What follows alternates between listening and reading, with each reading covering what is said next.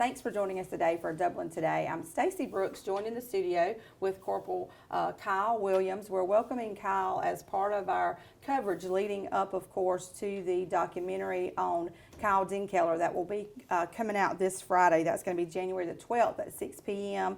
at Theater Dublin. So, Kyle, first of all, thank you for taking time out to come speak with us. I know you're busy, work and with your family at home, so Yes, thank you for coming in for a few minutes today. Now, first of all, I'd really just like for you to tell our viewers a little bit about yourself. I know how I met you and through school and that kind of thing, so tell our viewers a little bit about yourself. Okay, I'm Corporal Kyle Williams. I work out at the Lawrence County Sheriff's Office. I've been there since 2012. Started off as a transport deputy in the jail, worked my way up through patrol, eventually felt a calling for children. So I worked in the school system where I got the pleasure to meet you and your family. Did that for a few years, and then I had another calling for traffic out on the highways and major thoroughfares in Lawrence County, and that's what I'm currently doing on the traffic team. And you know, Kyle, I've interviewed several officers, deputies, and things the past few months, of course, Deputy Mickey Malone and AJ Wright, and it's always so refreshing to know that we have so many Christian men within our law enforcement center. Even the sheriff himself, you know, interviewing him. So it's great because a lot of areas don't have that. So it's always great when we hear, you know, you guys say that you were called to do that because, you know, it makes a difference for our community. So first of all, we appreciate what you guys do. Yes, ma'am. You know, it's a hard time right now for police officers and especially their families. So I want to go back to that time. Of course, you know, pretty much all of our viewers in Lawrence County either knows of Kyle Dinkheller, knew him personally, or his family, or have at least heard of him, and of course because it really shook our community when it happened, and we're coming up on the 20th anniversary, 20 years ago. So take us back kind of to that time. What do you remember? You know, I have some pretty specific memories of you know, when it happened, but tell us a little bit about what your memories are during that time. Yes, ma'am. It's sort of like 9/11. You know exactly where you're at when you heard it, when you found out. It was a horrific event. Anytime a life's taken is horrific. When the life of a public servant is taken, it doesn't take away from any other life, but it's just bad. So I remember I was a child. I say child, I was 10, 11 years old. And I remember my parents telling me, you know, because I've always wanted to be a deputy. So they knew I had an interest in that. And I actually knew his name. I'd seen him around. We all looked up to all our law enforcement officials. So when you heard it, it hurt, you know, when you figured out. You didn't know the details, but you knew it was bad. So it hurt, and it just sticks out. So you remember even your parents at that young age, it was, you know, it was kind of before the time of so much social media. Right. Things weren't as easily accessible, but every house knew about it and was talking about it. And, you know, this search going on through the night looking, you know, for a man who shot a deputy. And, you know, many people knew his family. You know, I knew his grandparents. So it really touched a lot of people here. And, you know, even during that time, sadly, we have so many officer-involved shootings and so many across the country. It has become commonplace, which really is heartbreaking to me. But 20 years ago, things like this didn't happen, and they definitely didn't, you know, don't happen here in Dublin, Lawrence County. Yeah, right. You know, we're a tight-knit community. Most everybody, you know, especially police officers, as you said, and with the sheriff's department, they're so actively involved in everything. You've been at the schools, of course, and you know, so people know our deputies, I think, more than some other areas maybe. I like to think so. Yes, I think so too. And they stand out, of course. You've always stood out to me. I've always made a difference in the children's lives there. I could definitely tell you had a calling to be there. So working with middle school children is not easy. No, ma'am. So you have to be called for it. You have to be called for it, that's right. So, but I do remember it was just a very sad time. It was a somber time for Lawrence County. I can remember that. And of course, I know that you've had a chance to meet and speak with his family personally. Many of them, we're going to get into that in just a few minutes, because of course you have another role for our community as a public servant, not just with the Sheriff's Department. Tell us a little bit about that. Yes, ma'am. A couple of years ago, I felt a calling for even further public service. I resided in Dudley since 2010, and I decided I want to get into politics a little bit, just to try to make an even bigger difference there. And I started researching what I could run for. And so I ventured out, ran for office for City of Dudley, City Council, got elected, I think it was in 2016. And had a blast ever since getting on that. It's been a lot of fun. And my first role was, what can I do to give back in that capacity? Because I'm already giving 100% through the Sheriff's Office, so let me give 100% through this outlet. And we started seeing what can we do. And our big focus was public servants. Without public servants, we would be in chaos. And that's from police officers to firefighters, EMTs, any medical staff that responds. Thank God for them. And anything we can do to give back to them, that's one focus that I had that I was really wanting to push, was what can I do to give back to a public servant. So we're going to talk in just a minute about just exactly how involved you got with some of his family, and talk about, you know, some things moving forward from there. But you are very involved. You're definitely, I would think, that what an ideal public servant would be. You give with everything. You give in more than one capacity for the right reasons. So looking forward to hearing a little bit more about exactly what you guys over in Dudley and on the council were able to do. Stay tuned. We'll be back after this brief commercial break. Hi, I'm Helen Powell. I'm the owner and operator of Careers in Cosmetology. Since I've been enrolled in Careers in Cosmetology, I've learned a lot, and I look forward to a bright future in cosmetology thanks to Helen Powell. Hello, my name is Shelly Steff. I have been a stay-home mom for 18 years. Coming to school here has been a wonderful blessing. I feel very privileged to come to the school. I feel very privileged to know Miss Helen. Anyone that has not been to school, I encourage them to come on. Coming to the school has made a great difference in my life, in my family's life. I really enjoy it. If you want an exciting, profitable career, come see us.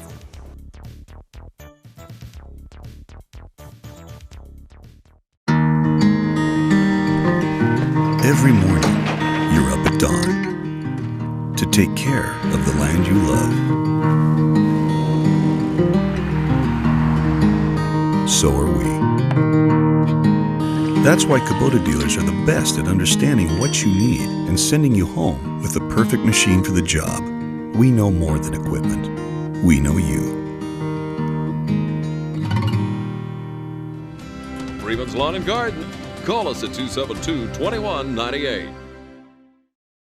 Welcome back. Thanks again for joining us today for Dublin Today. Stacey Brooks here, of course, talking about in our continuing coverage on the Kyle Dinkheller documentary that is coming up on the 20th anniversary of his death. That's going to be this Friday over at Theatre Dublin, and it's a pretty big deal.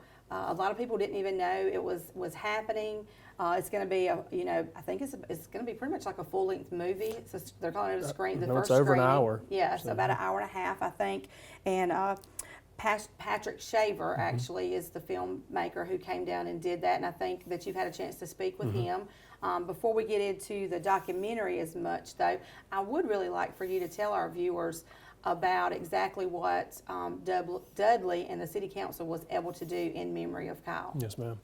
We sat down during a meeting and we discussed what way could we give back to a public servant. We were big on community service and people that worked in our community. And first one that came to mind was Kyle Dinkheller. His event occurred near Dudley, so we kind of felt a tie there. He not only was out serving Lawrence County, he was serving Dudley that day. So we got to thinking, what's a way we could memorialize and do a tribute to him? And we got to thinking about different ways that it's been done in the past, different kind of dedications. And I mentioned the idea of Highway 338 and I-16. maybe memorializing that whole intersection. I had seen it done up at exit 6, which is just outside of Macon on I-16. It was dedicated to Trooper William F. Black. And I made mention of this during the ceremony. I didn't know who William F. Black was, never heard of him, but I saw a road sign. And I did some research on William F. Black. He was actually the first Georgia State Trooper killed in the line of duty. He was up in Rincon, which is North Georgia. So we did some research on that. And I said, you know, I never would have knew who William F. Black was had it not been for a simple road sign. So I thought, what better way? We need to get Kyle Dinkheller's name on I-16, State Route 338. It was a special intersection chosen because not only did he work I-16 as part of the team he was on, but that's the last exit he got off on, was exit 42. And it's seen in the dash cam footage, him getting off on that exit. So I thought it was very appropriate, exit 42, to be his. And not only for his memory, but for his family. So they'll have a lasting tribute that they can visit, among other tributes that we have in the county. I just thought, what better way to say thank you than to dedicate a major intersection in his name. Because, you know, it goes without saying that even in his death, he probably has helped save some officers' lives. No, countless. Countless, because, you know, I know that most people have seen the horrific video. You know, many of us don't want to see it again. But, you know, sometimes we need to. We need a reminder of exactly what happens. But the fact that it's been able to be used to help other officers, I think, is an amazing tribute. Right. And, you know, a lot of husbands come home to their wives because of training. And training is constantly evolving. We learn, you know, learn from it. So when you guys decided to do that, I know that you had, you know, at a young age, the story had already affected you. So was it during that time that you reached out to his family and began talking to them? Yes, ma'am, it is. I felt it was appropriate before I started opening up too many doors that I need to get with some family members. So after that night, we discussed it in the meeting. I immediately became in contact with Mr. Kirk Dinkheller, which is Kyle's father. We were actually Facebook friends because he knew me, knew where I worked, and he likes to keep up with us. So I reached out to him, I sent him a message, and I told him what we were up to.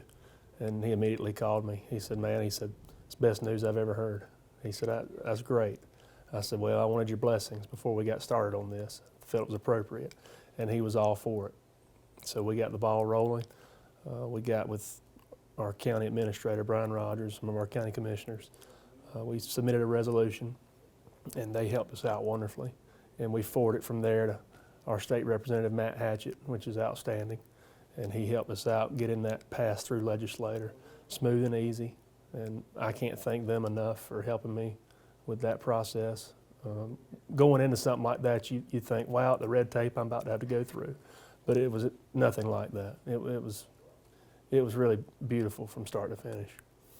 And so, were there any things that really stood out to you in talking with his family?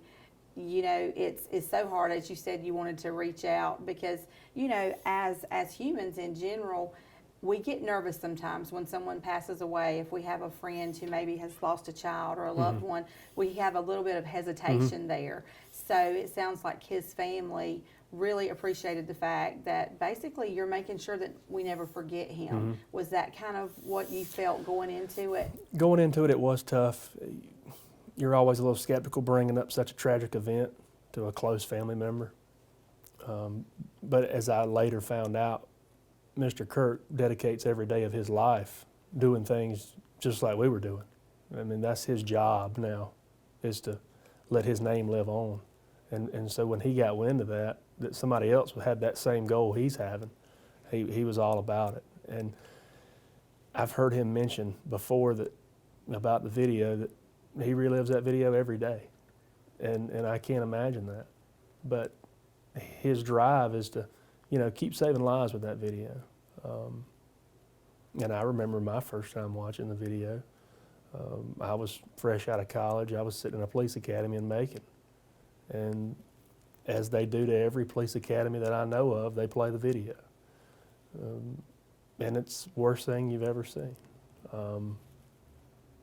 Not so much visual, but just the audio of the video. And my understanding, Kirk now goes around the country sharing the video with different police academies. Just planting that seed in that officer's mind is sitting there, hey, is this what I want to do? Am I ready for that? Some may not know evil like that exists in the world. And that's where that video continues to save lives. You may have that guy in training that may not be sure this is what he wants to do. He may not be the guy for the job. He may watch that video and say, I didn't know that existed. This may not be for me. Or it may be like me, yeah, I knew that's what's out there. That's what I want to stop. You know, that's our job, to stop that from getting to you, your family, everybody. So it really planted a burning desire into me to kind of justify what I was there for. So it's definitely an encouragement, some confirmation there that Right. you knew. Gonna talk a little bit more in just a moment about the documentary that's coming up. Stay tuned, and we'll be back after this brief commercial break. I've been practicing mostly preventive and invasive cardiology. Example, the other day I had an elderly lady about 85 years of age who was referred to me because she had an abnormal stress test that was done at her family doctor's office, and she was not taking any medicine, and she was referred for a cardiac catheterization. Well, that's I consider inappropriate since the patient was not taking any medicines under the guidelines and under logic. The emphasis is on treating those patients with medications, and only if they fail medications would you then proceed to possibly further investigation, such as a cardiac catheterization or the need for a stent, which I do, or the need to send the patient for a bypass surgery at a tertiary center. I don't have a mission statement, but my statement is go through life and touch people positively and make a difference in somebody else's life. And that's how I practice, and that's how I live.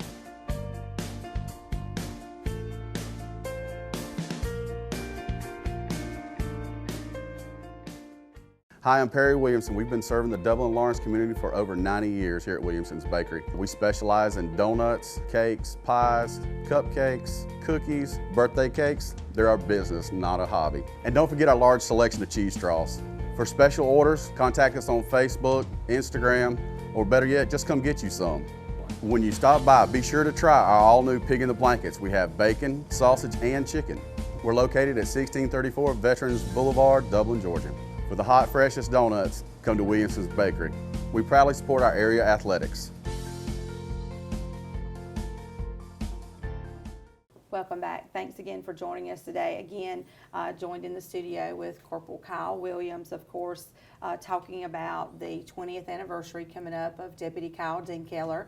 All of our viewers will know he was tragically killed in the line of duty, and this Friday will be the 20th anniversary of that. So it was a great time towards the end of last year, I believe, but a little before that even, when you guys were able to go out. We were talking about the dedication at Highway 338 and I-16, and how that is really a big deal. You know, you have to go through state legislature, that kind of thing. So we were very fortunate that you guys worked diligently to see that through. Of course, Matt Hatchett helping you with that, and some of the others. So we are so grateful for that. So let's talk a little bit about, of course, after the dedication, Patrick Shaver, who is the filmmaker who is doing the documentary.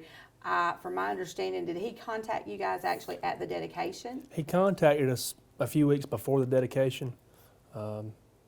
Somehow, word of mouth, he had got wind of the dedication. He's actually out of Atlanta. He was actually an Atlanta police officer. He contacted the city of Dudley, said, hey, he was coming down, and we were okay with that. Come on down. We didn't really know what he was doing, but hey, anybody can come. And he wanted to video it, so we had no problem with that. Met him at the dedication, great guy. Told us who he was, give us some information about what he was doing, and we allowed him to film some segments there at the dedication. And so I know that Patrick Shaver, he, as you said, he's a former officer himself, and he goes around and now does documentaries on fallen officers. In talking with him, did anything really stand out to you? Any comments maybe that he made about Deputy Kyle Dinkheller that really stood out to you? Yes, ma'am. He had really indulged himself in that, and he was like me. At one point, he was sitting in a police academy and watched that video, and he had indulged himself in it. And he made comment that he wanted to find out who Deputy Dinkheller was outside of one bad day. And it just hit me like a light bulb. I said, well, that's outstanding. And what drew him to Deputy Dinkheller's video, and this is a quote from him, it was the most infamous police dash cam footage ever captured. And when you think about it, that's about right. Dash cams were relatively new. Nowadays we have body cams, high definition video. Back then they had a dash cam with an audio recorder. It had been around a few years, but it's still just as impactful today as it was 20 years ago.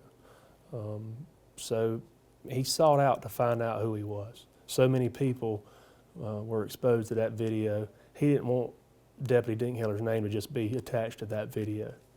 And I think that's admirable for him to do that. And I know he has another film before this one about officers down. So that's his passion, is to find out who these guys were. Because you and I know we're regular people. We're good people. But it's easy to watch a video and just look at an officer as a robot, if you will, and that's not the case. And God bless him for finding out who Deputy Dinkheller was. I haven't seen the film, but I know his dad's on board, so I'm good with it, if Mr. Kirk's good with it. So I'm excited to see it. It does definitely look like it's going to be an amazing tribute, Mm-hmm. not just for that one moment in time, but about his life in general. Right. You know, like you said, sometimes it's easy for us to forget that police officers, you know, their husbands, their wives, their brothers, sisters, aunts, uncles, you know, sometimes we don't think about it until we see the blue lights in the back, you know, mirror. But, you know, we need a reminder that, you know, you're just as human as we are. Mm-hmm. And life is fragile. Mm-hmm. And as we said earlier, sadly, it's becoming more and more common for, you know, 20 years ago, there was and this is just my personal opinion, there was a greater respect for authority mm-hmm. in our country. You know, I think that we're fortunate here in Dublin and Lawrence County. We have a great community. I say that, you know, every show. Right. We really rally around each other. I have no doubt that, you know, on the first screening, and I think it is so, is such a tremendous tribute to the Dinkheller family that this is going to be released here, the screenplay mm-hmm. for the first time here in Dublin, Lawrence County at Theater Dublin. I think that's an amazing tribute, mm-hmm. And I'm looking forward to that as well. Of course, it's a somber occasion, but as you said, we really don't know how many lives that this video has impacted. As you said, even yourself, it impacted you as a young child. I can remember, you know, of course, the memories I have will be different than a lot of other people. I didn't know Deputy Dinkheller personally. I did know some of his family. You know, I can remember how somber it was having his family come back to, you know, to church and feeding them lunch and just feeling like we all just wanted to do something. Mm-hmm. We didn't know what to do, but we knew we wanted to do something. Mm-hmm. So I think that it's an amazing tribute to a great man, and I really am excited, you know, to meet some of the other officers who knew him mm-hmm. because he was more than just a deputy. Right. You know, he was a husband. You know, there was more to him than that one moment in time.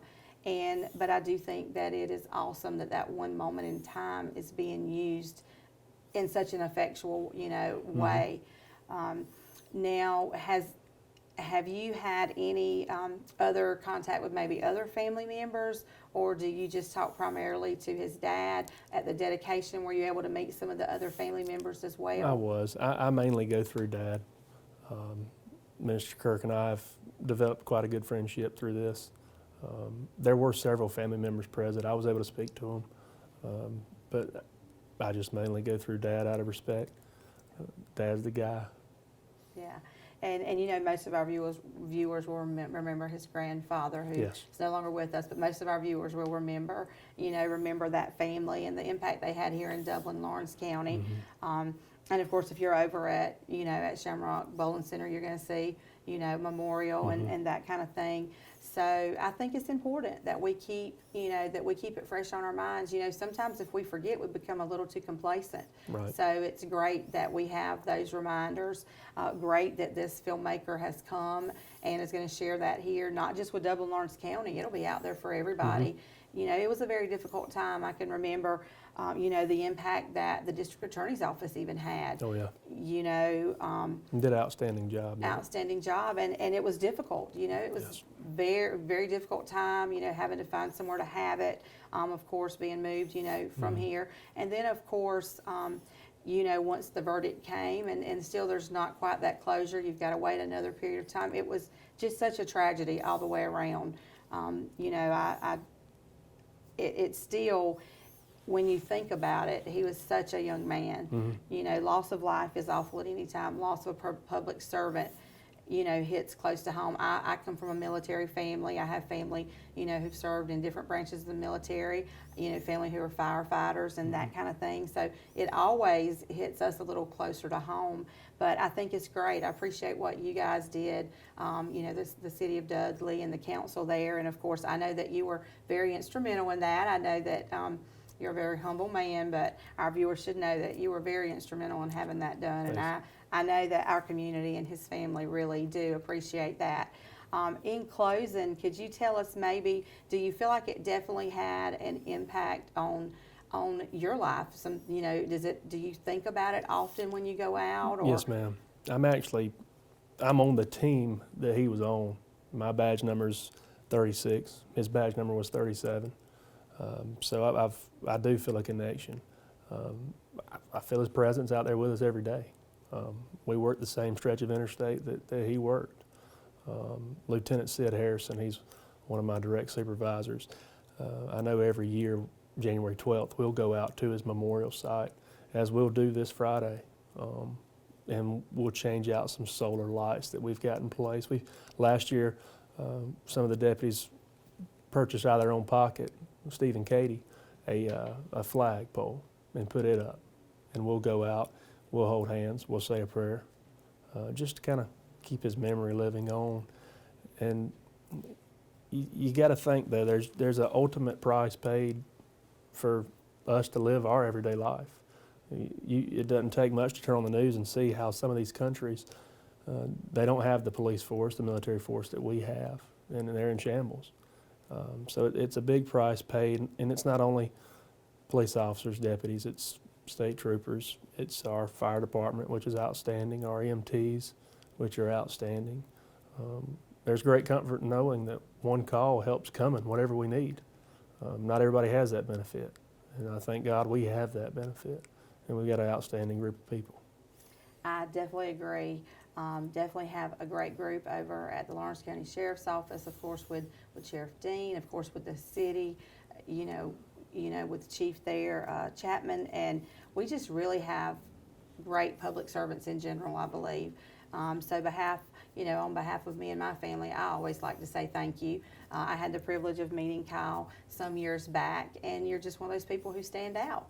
And like many of our officers are, we know that, one phone call, and if we need something, you guys are always there. So we appreciate what you do, and I definitely appreciate you taking the time out to talk with us. Looking forward to this Friday night. Of course, we'll bring you some coverage from there, and we'll be back after this brief commercial break.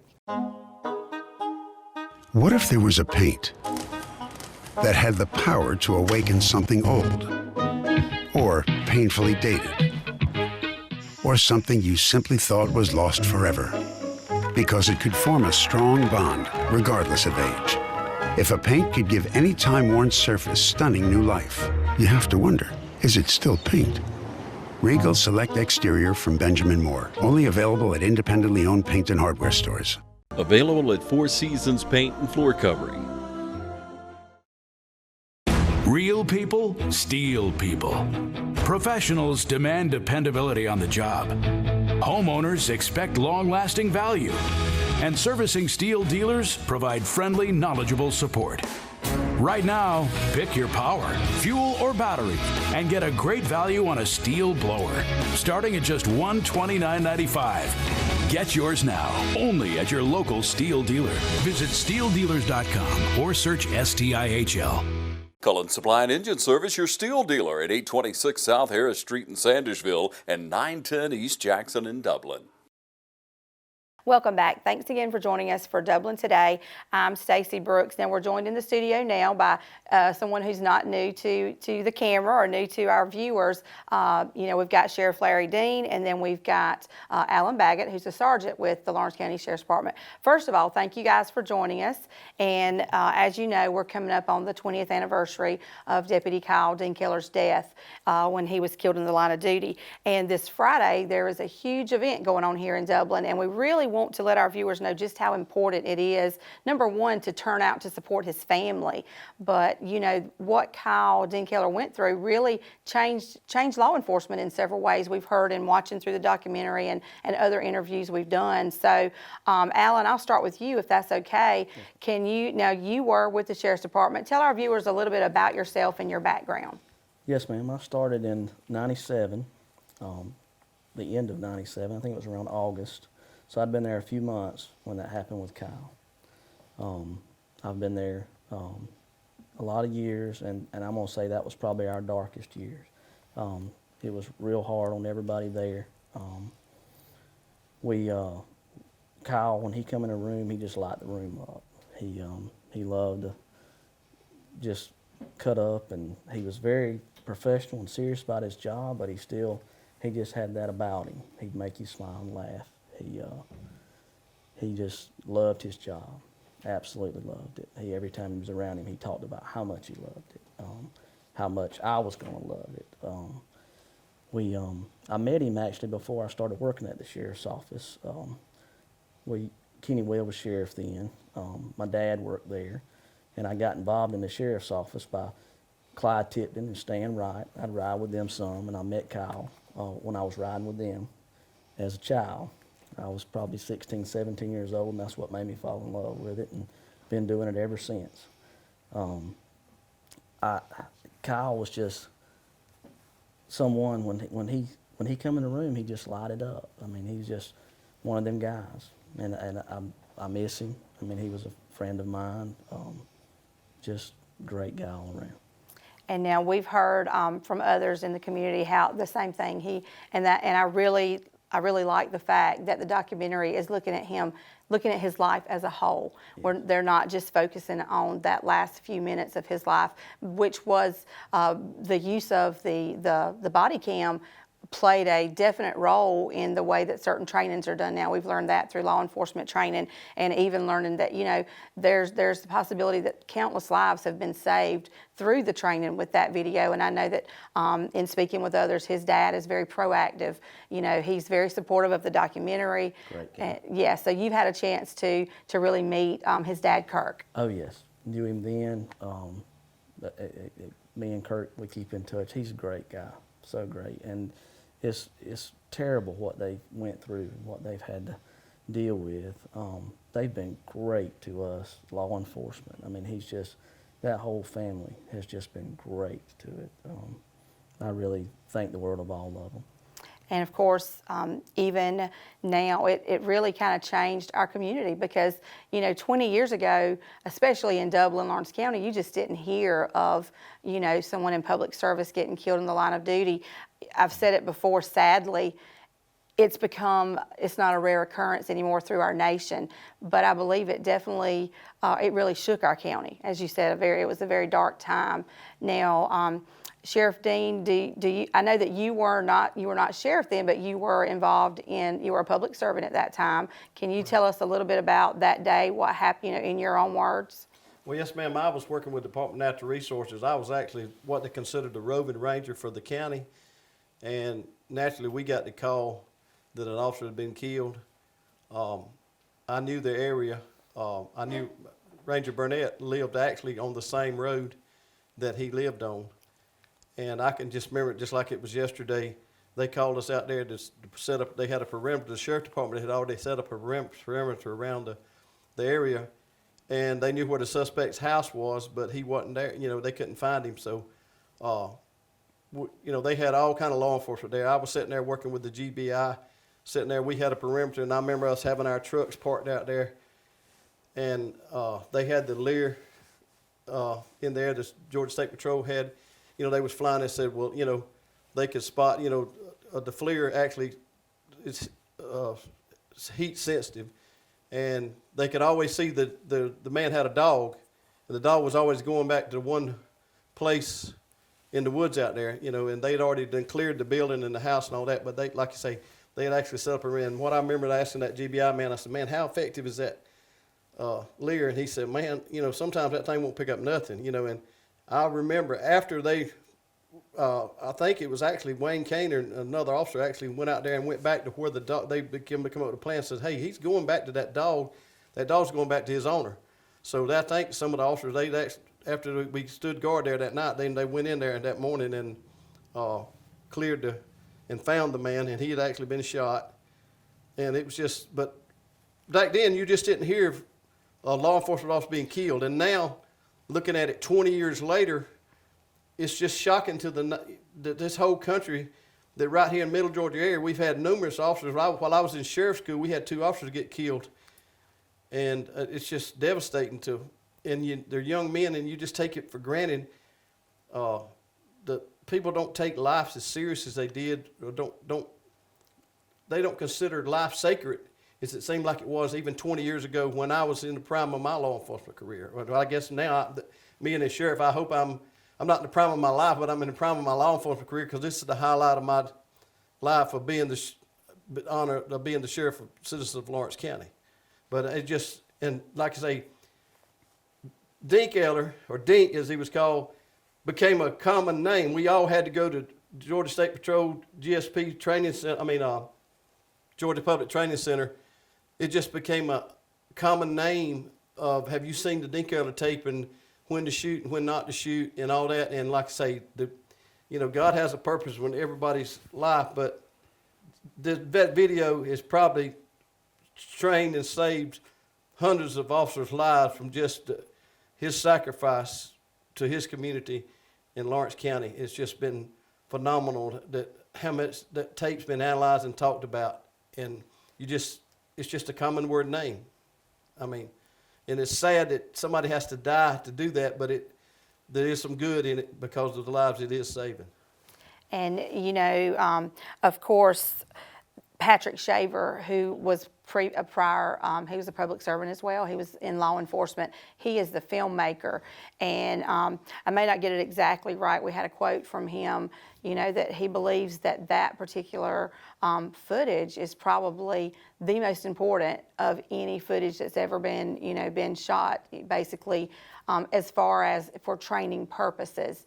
Right. It's so easy for people to sit in judgment of other people and not look at the picture as a whole. It is, it's a very, I come from a military family, and I have family, that are public servants, and it's a hard thing. People think, oh, just shoot somebody. That's very difficult on a human being, especially, right. I know other areas, maybe not so much. We are definitely in the Bible Belt, as we like to be called, but I believe our sheriff's department is unique in that we have so many Christian officers there who value the sanctity of life, and who it's not just a job to them, it's a calling. I've heard that repeatedly, from other people, that it's a calling to them. And I think that it kind of makes us stand out, but we forget that not everywhere is that way. And sadly, as you said, it seems as a nation, nation as a whole, we've lost the value of human life. We don't right. look at at others as human beings, and our law enforcement officers.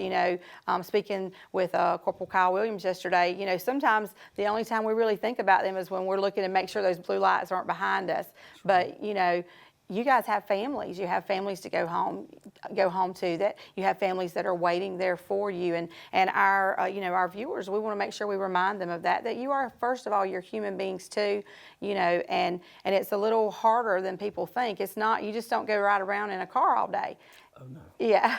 So and I'm sure that Sheriff Dean can attest to that. It's a very stressful position. And I think that the fact that we have so many so many Christian officers. It really helps our law enforcement officials stand out, not just in the county, but the city as well. And it gives me a peace of mind, of course, knowing that. And, as far as from my family to yours, I always, first of all, like to say thank you for your service, because I know, we have a flag folded behind us. Until you have been to a service with a flag draped over that casket, it is very hard to explain. It's unlike any other service. That's exactly right. To me, it's very hard. Never want to have to do that again. Something that I'd like to explain to the public, until you've done law enforcement work, I know when some of our officers approach vehicles now, and I've had it since I became sheriff. I've been sheriff a little over a year now. People come up to me and says, "Man, your officer treated me like I was a thug." Well, what people need to realize, that probably 30 minutes before they stopped them, they had been dealing with, and I say a thug or a criminal or somebody that's assaulted them, and his adrenaline is probably just coming down, and he's probably dealt with 15 or 20 cases in a period of a week's time that his adrenaline level went to the top. And then when the citizen that he pulls over in the middle of the daytime, "Well, why are you pulling me over?" Bob just giving me the different examples. Well, a lot of our burglaries are going on in the middle of the day while the people are out there working, and I'm trying to train the officers to be observant. If there's a vehicle in your area or whatever, stop him. And they're using precaution, because it's probably 100 times greater to get shot now than it was 20 years ago when even Dink got killed. And it was a tragedy then, and it's still a tragedy, but it's kind of like it's the norm now to hear about what part of the state or what part of the United States did an officer get shot today. Yeah. And when then you get to that level, I mean, I've had moms come up, "Don't hire my son," or don't let my child go to work for you. Encourage him not to. And, it's hard for me when I see a young man that does have a passion for the job to not encourage him. But I do tell him the danger that's there. And we got to, with our economy like it is, it's picking back up. We're having a hard time competing for the salaries to get these young men and women out there. And the Georgia State Patrol has got their salary $20,000 more than we do as a deputy sheriff. And we answer domestics and problems that don't get me wrong, the Georgia State Patrol is an elite law enforcement group, and they deal with dangerous people every day. But my officers work up to domestic, and it's been proven in law enforcement that domestics is the most dangerous type of work. And the Georgia State Patrol is still having to do a major recruitment to maintain officers. And that's what I'm faced with right here in Lawrence County, trying to keep a pay scale up that I can keep good, fine officers because of such things that just like happened to Dink. And it's a tragedy. That's the society we live in. But like I say, the video, the training that's been done, he became a common name. Have you seen the Dinkheller film, when to shoot, when not to shoot? But I just want to caution the citizens. Now, if I have an officer that's being disrespectful to you after he's realized who you are and escalated, we want to know it. We'll deal with it on that level. But please keep in mind that their lives are on the line, and they're dealing with it every day. And their stress level is way on up there compared to the normal work environment. Now, I know everybody has stress in their life, but I just want to kind of emphasize that to the viewing public, that there is a stress level that law enforcement people deal with. We want them to act professionally, but when they do put their hand on their gun and walking up to a car to find out what kind of situation, because the training videos that I've been to, even in the latest the sheriff's school, has proven if you walk up to a car, basically a man can draw a gun and fire and kill you before you can react. Yeah. So the officer's got to be lucky or just get out of his way. So, when you see the tragedy, they'll see the tragedy with Dink. And we're going to pick up right there in just a moment. We're going to go to a quick commercial break, and we'll be back in just one moment. When this last storm came through, I think it was Sandy, we were out for 7 or 8 days, and we were the only ones with power. When the power goes out, there's probably about a 6 or 8 second delay, and then we get a staged recovery. It takes less than a minute, but everything's on within a minute. The furnace is running, the lights are on, the TV's on, the washer, the dryer, the oven, everything. To me, this generator has paid for itself several times. If I lost power right now, these pipes could very easily freeze in probably a day or two, and that would cause significant damage. And maybe insurance would cover it once, but I really don't want to go through having my walls torn out and the pipes replaced. My family is going to be safe and secure in my house because of this generator. That gives you that feeling of security that, to me, is priceless.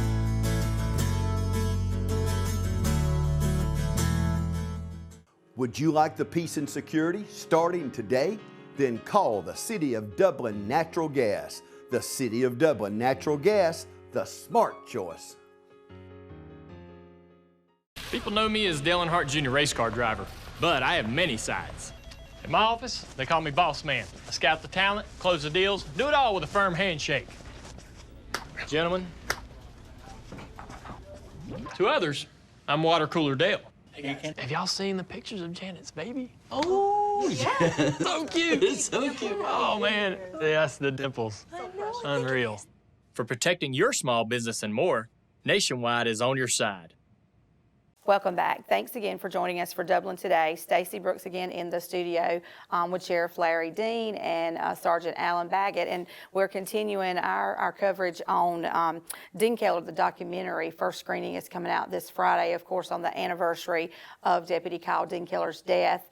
And our viewers may or may not know that, you know, each year a group of officers and, you know, meet there at, there's a memorial for him where the incident occurred, and they meet there every year. They've set up a nice memorial there, got a flag, lights, that kind of thing. So that's already been happening every year. So I know how important that is to remember. We all need to remind ourselves sometime. And Sheriff Dean, we'll just kind of pick up where we left off, talking about the lack of respect for authority. You know, there was a day, even when I was a young child, I can remember there were just certain things you didn't do. You know, you respected a pastor and public servants above everybody else. You didn't talk ugly in front of them. You know, yes ma'am, no ma'am. You respected them, and what they said, that was law. You know, that's how I was raised. And sadly, our generation now is almost completely the opposite. And it's so important, I think, for parents to teach them. Now, just to elaborate on what you were saying, I know that, and I know that you agree, all public servants they're needed and they are appreciated. And Georgia State Patrol, as you said, they're even having problems recruiting, even with a higher salary. And we know how important they are on our roads, especially.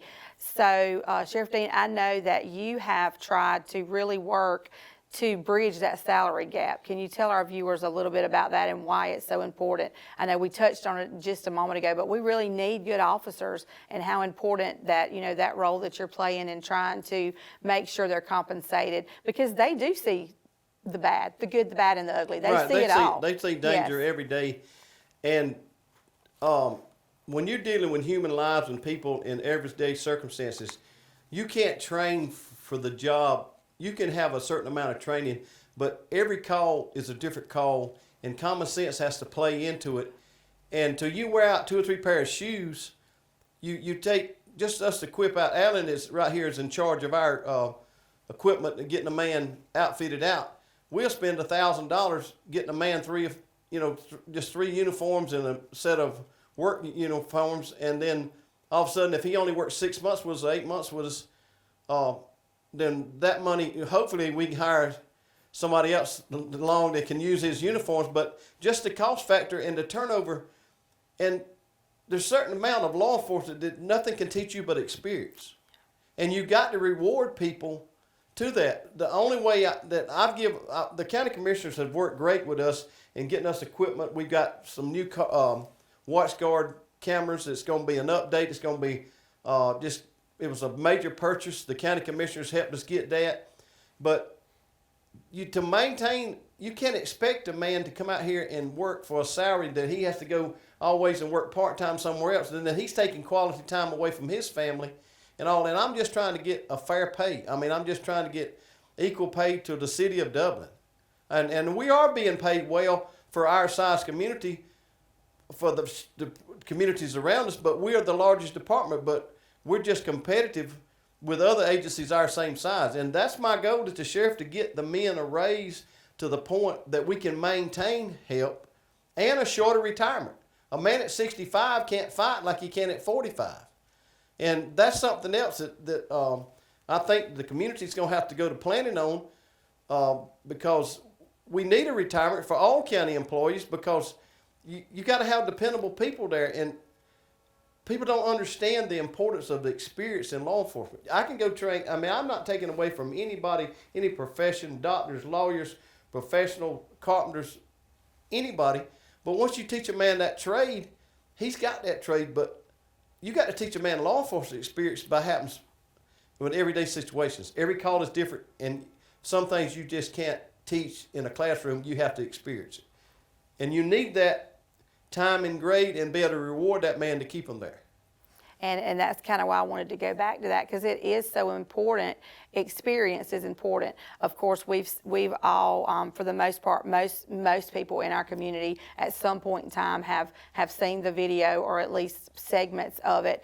You know, there's parts of the video I haven't watched, and I never have. You know, I don't want to see segments of it, but it was so important. And what would have happened if our community and our commissioners had not had body cams at the time? That's hundreds of lives that, you know, that are going through this training, that it is making a difference, that it's saving lives.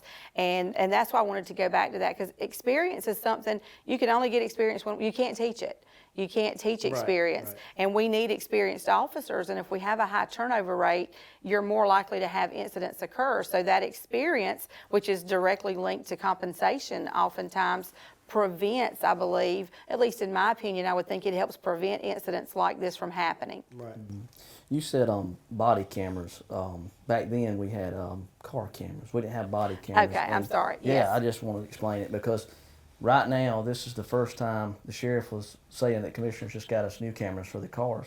Well, we also got body cameras. This will be the first time we've had body cameras, and I think that is a big deal. I think that's really nice. The sheriff pushed for it.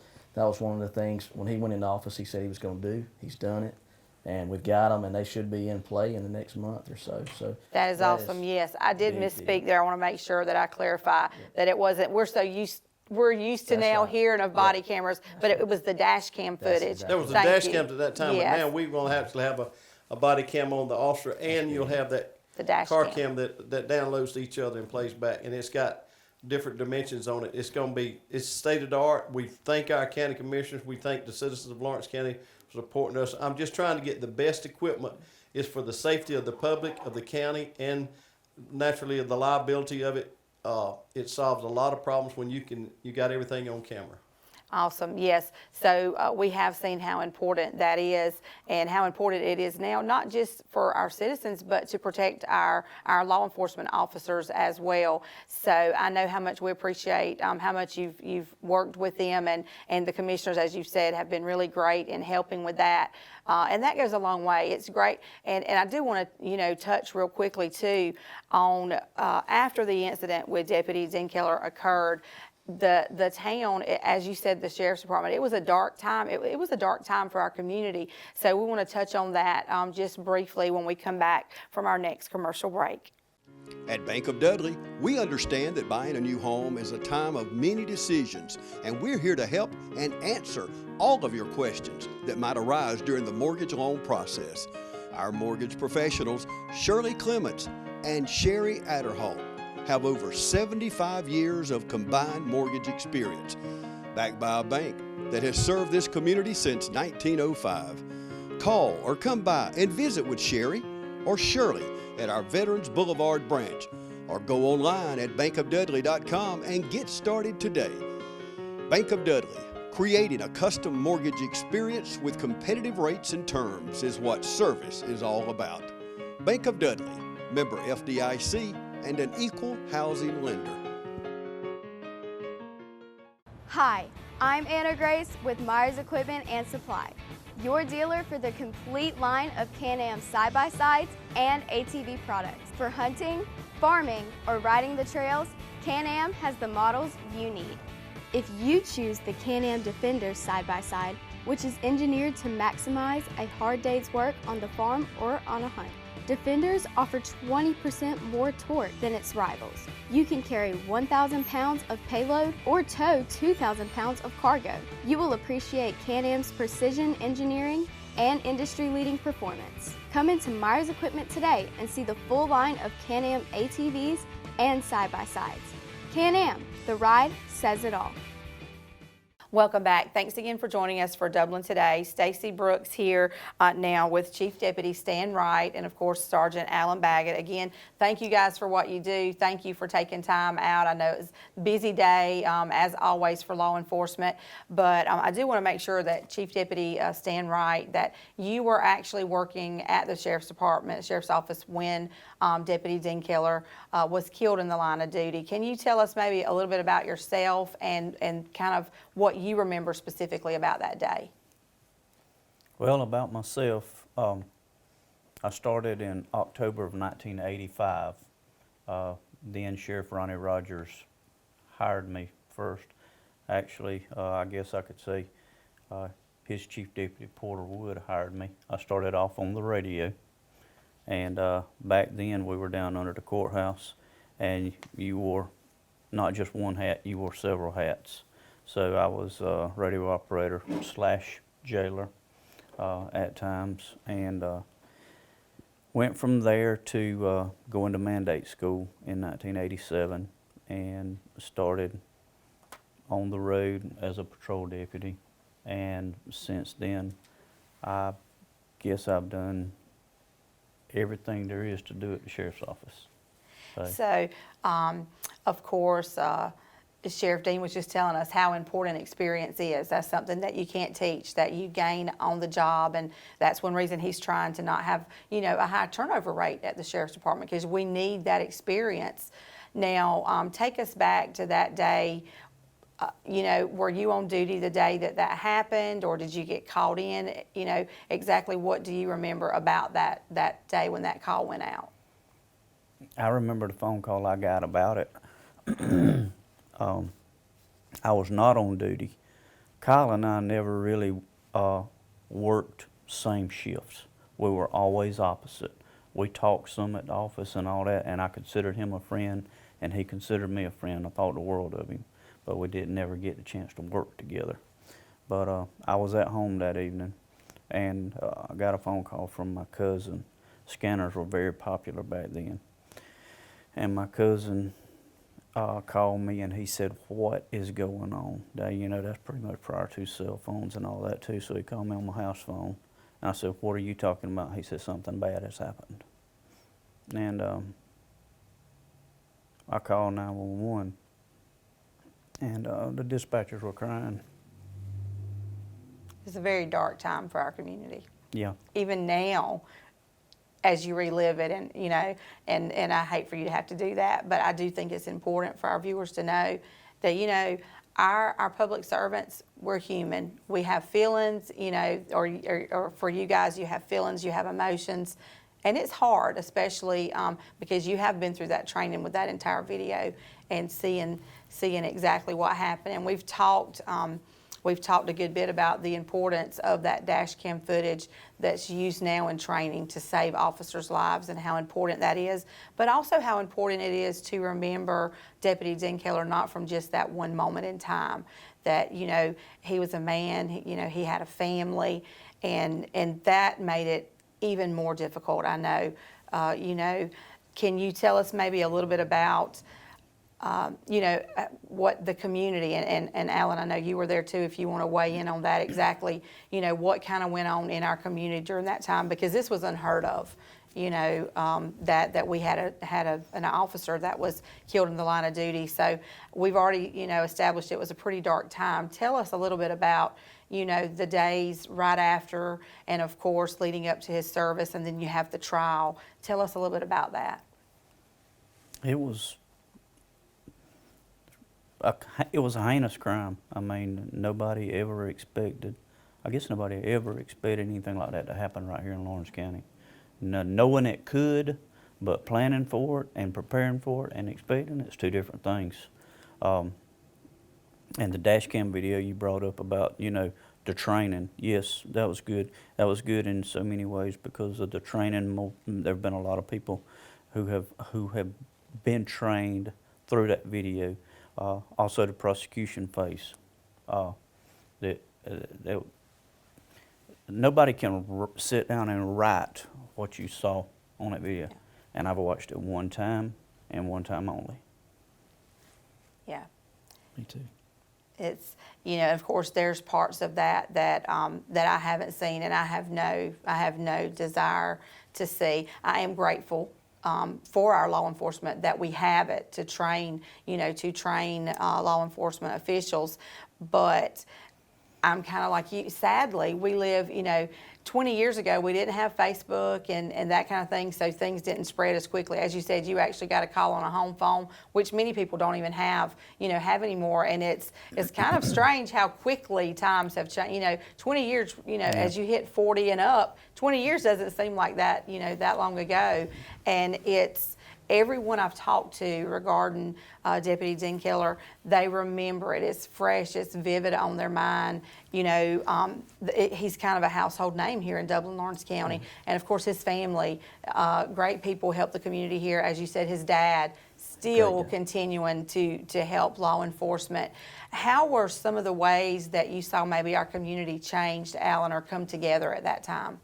At that time, this guy right here, him and Clyde Tipton, and they were my heroes. I was a kid, and I rode with them when I was 17. Kenny used to let me ride with them some, and my dad trusted Stan and Clyde, and I'd ride with them. And I worked in the jail then, so I got sent home, and it was pretty rough. I sat in my room that night. It was rough, and my dad called. He was up there with Johnny B. Hall, and they called and said, "We know you care about it. Come back up here." And me and Stan actually sit in the back of Clyde's car, and my daddy and Clyde was in the front, and we sit there all night, I guess. Mm-hmm. And but the community come together. There were police cars and from all over, county, state. I mean, it was just everywhere. I mean, you couldn't park a car between them. Just amazing how many people come together. And our community has always been great with anything. I remember all the food they brought and everything they did was just amazing, how much they come together, and all the agencies work close together. I mean, we meant that guy was going to jail that night. Everybody, they meant he was going to jail. Nobody was leaving there until he was in the jail cell. And our community's always been great like that, and I'm grateful to live in Lawrence County. I had a job with the state, and to start off with, and I decided to stay in Lawrence County. I love it. I've always loved it. It's just a great place to be. And we have said that numerous times on our show, that Dublin-Lawrence County, when it really counts, we come together. Our citizens really do come together. As we've been saying, that it's sad that, you know, it's almost become a common occurrence now for somewhere, you know, in the United States that an officer gets shot and killed in the line of duty, and other public servants are killed in the line of duty. It's sad that we've kind of come to, we don't want it, but when you see it, there's not that initial shock. It's sad that our times have changed, you know, that much. But I do feel like that that our community does do a lot more than maybe other communities for our law enforcement. I know, especially because of, you know, social media, you see things where different churches provide meals or support. Mm-hmm. But and Sheriff Dean touched on it for a moment. But you still have those people who get upset when those blue lights go off. You know, all they're thinking is, "Why are you stopping me? You know, I wasn't speeding." And they immediately go on the defensive. And you have a deputy here who may have just left, you know, a domestic violence situation where a woman's been beaten or where a child's been, you know, severely abused. You never know what they've just left when they walk up to your car. And it's, you know, and working in traffic, I'm sure that you could let our viewers know a little bit more about that. Is there that little bit of apprehension in this day and age, you think, when you are working traffic? Yes, I'm sure there is. Now, we always say, and it's the truth, every call is different. Everything you do is different. Our job as a deputy sheriff is so diversified in what we do. we cover such a broad range of things that we do as a deputy that, and yeah, you have some that your hair stands up on the back of your neck just a little bit more than others, and you just prepare yourself mentally and physically for that, and you go through it because that's your job. And you're dedicated to that, our officers. And, you know, the officers here in Lawrence County, I think they go above and beyond. We see them out at events. We have a large family, and we're very involved in the community. And you guys are faces that we see, you know, and that kind of, we get used to that. It makes us feel more comfortable. We don't feel, you know, we don't feel like maybe we're not as safe as other communities may. I can even remember back to just maybe a couple years ago when there was an inmate, you know, that escaped, and I don't live too far from the sheriff's office, and 2 deputies came, you know, to our house, and they sat out in our, you know, just a few hundred feet from our front door the entire night, and you know, until it was over, and they came and let us know. And you know, as someone having a family, that's going above and beyond. That means a lot. And if I remember correctly, it was even another county that they sent. Other counties, you know, came and helped with that. So the community is definitely great about coming together. Now, just in wrapping up, were there any things that really stood out to you maybe about Deputy Dinkheller? Either one of you can say it. And I know that lives were changed, not just his family's lives. There were officers' lives that were changed because, you know, you kind of lose that little bit of that safety net of thinking, oh, it just doesn't happen here, but it did, and people remember it, and we keep his memory alive, which I think is very important. And we are encouraging our community to come out on Friday. It's going to be a great event, and I say that not that it's a good thing that we have to have it, but I believe that in honoring his memory and the impact that he's had. But I love the fact that the filmmaker is making it about his entire life, not just about that one moment in time that has changed so many people, but about his entire life, and honoring him for, you know, for the man that he was. So any closing remarks that either one of you might have regarding him or that day, or things you saw going in the community that were a little different? I wanted to back up just one second. Okay. What you were talking about a while ago about the community. We live in a great community. It is, and that particular night that we were out all night, as it started, I reckon getting daylight the next morning and all that, the people of Dudley and Dudley Baptist opened their doors to us, you know, and fed us, and whatever else we needed, they were there. And it was really good. And then going back to your current question, like I said, Colin and I never worked together on a shift or anything like that. I can remember talking with him. I considered him a good friend, and he considered me a friend, I hope. I always tease him about being a California Yankee coming to Georgia, and he would laugh. It didn't bother him one bit. That accent. He asked me, he was dead serious. He said, "I want to ask you something." I said, "What is it?" He said, "Will you teach me how to deer hunt?" I said, "I'll be glad to." We didn't ever get to do that, but Fond memories that you have. Yeah. Yeah. It was good memories, and he loved his job. He loved it. And I've heard that. He was excited, boy. He just loved it, and I'm there's other ways to put it, but he was one that he took it seriously. He wanted to do his best, and he loved his job. And that makes a good deputy sheriff. And he just kind of exuded exactly what that you're looking for in a deputy from everything I've heard, about him. And I've been able to learn more about him, through this experience as well. I didn't know him personally, as I've mentioned before. I knew some of his family. We had the honor at our church of providing a meal for them after service. But even after the service was over, it was just such a somber occasion. You could just tell that it affected everybody, not just his family. Of course, they were more affected than anybody, but it affected the community. Yes. And, and Alan, going back to what you were saying about how you saw the community come together. Mm-hmm. Yeah. He joked a good bit. He loved to cut up and all that. And one thing that has been brought up several times over the years here and there is that he would always say, one day I'm going to be famous. And in the law enforcement community and even around, he definitely is, because that training video is used.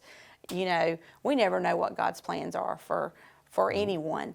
You know, we pray for our officers. I hope our other churches do. We pray for their safety. We pray for our children's safety. We find comfort in knowing that there are officers at school with our children. It's sad that that has to be an occurrence now, but it makes us, you know, as parents, we feel safe. I know, you know, in any school that my child's been in, I've always felt like they were saved. I've always felt like if something happened, our officers would respond quickly, because it's not just their children. We are a great family community, and we come together. So in closing, I just want to say again how much I appreciate you guys and everything that you do. I know that you don't get thanked enough, especially in this day and time. I can't imagine, you know, how stressful it is, but I appreciate you. Our family does, and I know that our community does too. And we just want to encourage our community to come out Friday night to Theater Dublin. It's going to be at 6 p.m. Again, that's going to be Dinkheller, the documentary, first screening, which is a big deal. You know, this is the first time it's going to be seen, but it's also going to have a lot of footage that we've never seen. It's going to give us an opportunity to get to know the man who was Deputy Kyle Dinkheller, and I can tell, you know, 20 years later, it's just as raw and fresh as it was then. So appreciate what you guys do. Do want to encourage our community to come out, support this event, support this family, and most importantly, please support our Lawrence County Sheriff's officers. When you see, you know, city, county, it doesn't matter. When you see them, and we dread seeing those blue lights, please just keep in mind, you don't know what they just came from. You don't know what they've just seen. They may be being overly cautious, but I can assure you they have a family at home who would prefer them to be overly cautious than to not come home. So please keep those things in mind as we go throughout this year. And we just want to remember his family and come out and support that family and this documentary. And I can't wait to see it. And I know that lots of law enforcement personnel have made plans to be there. It's going to be, I believe we'll probably pack the house out, which is great. It's a testament to just what kind of man that he was, and also what kind of community that we have here and the support we give our Sheriff's Department. That's about all the time we have for today. Thank you again for joining us. We want to make sure we leave on a positive note. And Alan, just tell us again exactly how he made you feel. I remember the words you used. I just want to make sure we leave on that positive note about Deputy Dinkheller. He'd always light up a room. If he walked in, he was always smiling, like Major Wright said. He just had that positive energy around him. And one thing, you know, a lot of people's got opinions about this and that, but when a lot of officers spend their whole career and never put in that position, and he got put in that position at the very beginning of his career. So it's just very sad, but very, very great person. Great person, and that's how we want to remember him, and the lives that we know. You know, we may not know them personally, but we know that you know, through his tragedy, that others have been saved, and you know, that's a great testament to a great man. Thank you again for joining us, and we hope you have a great day.